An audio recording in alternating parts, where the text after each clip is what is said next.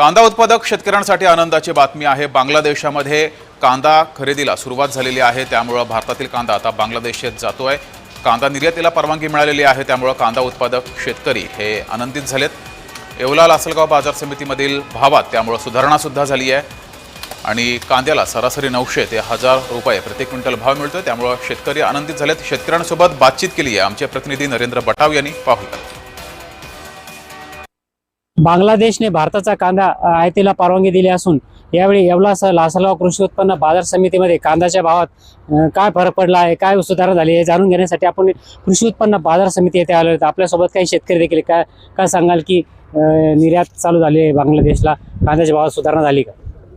निर्यात चालू झाली बांगलादेशला, तर मागच्या आठवड्यापेक्षा या म्हणजे आज सुरुवात आहे सोमवार आहे, याच्यामध्ये थोडाफार बदल दिसतोय। 100-150 रुपयांनी तेजी वाढली, पण ही तेजी काही नाही आहे, कारण की शेतकऱ्यांचा जर पूर्ण कांद्याचा खर्च जर काढला तर त्या खर्चाच्या मुकाबल्यामध्ये ही तेजी काहीच नाही आहे। कारण की शेतकऱ्याला कांदा लागवडीपासून तर कांदा विक्री आणण्यापर्यंत कमीत कमी क्विंटल तर 1000 ते 1100 रुपये खर्च होऊन जातो आणि आज कांदे त्याच भावात विकत आहेत। त्याच्यामुळे निर्यात खुली होऊन सुद्धा काही म्हणजे शेतकरी तोट्यातच आहे। नक्कीच निर्यात खुली होऊन देखील शेतकरी तोट्यात असल्याची प्रतिक्रिया शेतकरी देते। आपल्यासोबत कांदा व्यापारी देखील काय सांगाल की कांदा निर्यात होतोय कशा प्रमाणात?